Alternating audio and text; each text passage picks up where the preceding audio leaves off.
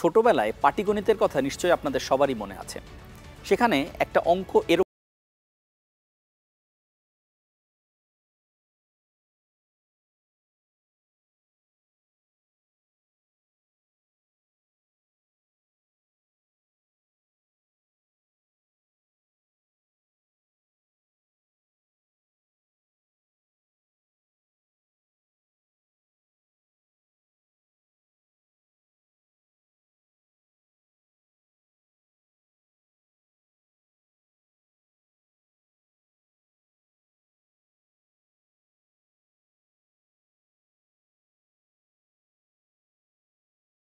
এই ভুটানই বাংলাদেশ দলের জন্য খুব বড় একটা আতঙ্কের নাম।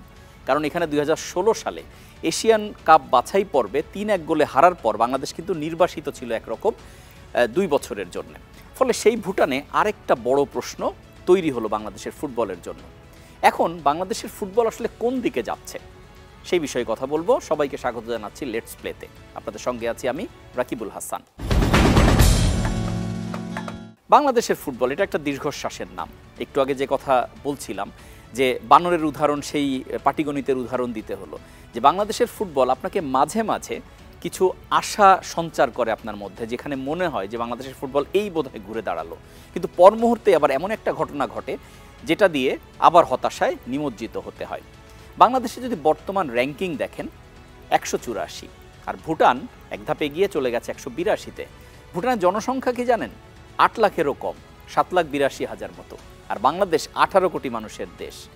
এই যদি হয় স্ট্যাটিস্টিক্স, এবং ফুটবল তো ভুটান এবং বাংলাদেশের মানুষের মধ্যে গঠনগত খুব বেশি পার্থক্য নেই, বা স্কিল যদি বলেন বাংলাদেশে তো সেই স্কিল আছে। যদি ঘরোয়া ফুটবলের কথা বলা হয়, যদি ফুটবলারদের আর্থিক যে সিচুয়েশান সেটা যদি বলা হয়, সব কিছু মিলেই তো বাংলাদেশ যথেষ্ট সমৃদ্ধ। তারপরেও কেন এই অবস্থা হবে? এগুলোর কোনো উত্তর নেই।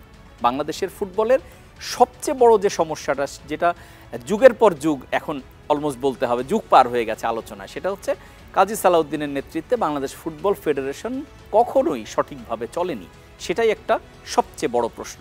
আপনার যদি অ্যাডমিনিস্ট্রেশন ঠিক না থাকে তাহলে কিন্তু আলটিমেটলি আপনি চূড়ান্ত যে ফলাফল, চূড়ান্ত সাফল্য, সেদিকে আপনি যেতে পারবেন না। ঠিক যেটা বাংলাদেশের এখন যে পরিবর্তিত পরিস্থিতির সঙ্গে আপনি তুলনা করতেই পারেন। কারণ আপনার অ্যাডমিনিস্ট্রেটিভ ডিসিশনগুলো ঠিক হতে হবে এবং সেখানে স্বচ্ছতা থাকতে হবে, জবাবদিহিতা থাকতে হবে। এর কিছুই বাংলাদেশ ফুটবল ফেডারেশনে ছিল না, এখনও নেই। অথচ এরকম একটা সময়ে কাজী সালাউদ্দিন আরও এক টার্ম ইলেকশনের কথা চিন্তা করছেন। তিনি কিন্তু ৪ টার্ম শেষ করতে যাচ্ছেন, আর ১ মাস পরে ইলেকশন হবে বাফুফের। সেখানে তিনি আরও ৪ বছর, মানে ২০ বছর তিনি বাংলাদেশের ফুটবল চালাতে চান। এখন এই ২০ বছর চালানোয় লাভটা কি হচ্ছে বাংলাদেশের ফুটবল?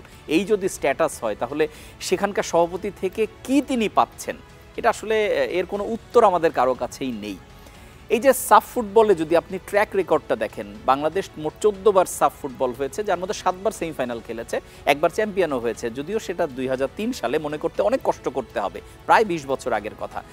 এখন সাফ ফুটবল যেহেতু এই অঞ্চলের আলটিমেট জায়গা, সেখানে ভুটান কিন্তু মাত্র একবার সেমিফাইনাল খেলেছে, সেটা ২০০৮ সালে। ফলে এই যে একটা হিসাব, ভুটানের সঙ্গে বাংলাদেশের পার্থক্য তো স্পষ্ট, সেই পার্থক্যও কিন্তু আস্তে আস্তে যেন বিলীন হতে বসেছে। আবার বলছি, বাংলাদেশ প্রীতি ম্যাচ খেলেছে, যেটা দিয়ে হয়তো সরাসরি ইম্প্যাক্ট নেই, বা র্যাঙ্কিংয়ে খুব বেশি ইম্প্যাক্ট হয়তো হবে না, কিন্তু তারপরও ভুটানের মাটিতে ১-০ গোলে জেতা, সেটাও আসলে মার্জিন হিসাবে খুব নমিনাল। এবং তারপরে আবার একই ব্যবধানে হেরে বসা, এবং দল আবার দেশে চলে আসলো, হয়তো পরের অ্যাসাইনমেন্টের জন্য তৈরি হবে। কিন্তু বাংলাদেশ দলের কোচ হাভিয়ার কাবরেরা, তিনি কিন্তু অনেক দিন ধরে সুযোগ পাচ্ছেন বা সুযোগ পেয়ে আসছেন, তারপরও দলটার মধ্যে সিগনিফিক্যান্ট কোনো পরিবর্তন এখনও দেখা যাচ্ছে না। অন্তত স্কোর শিট তো সেটাই বলছে।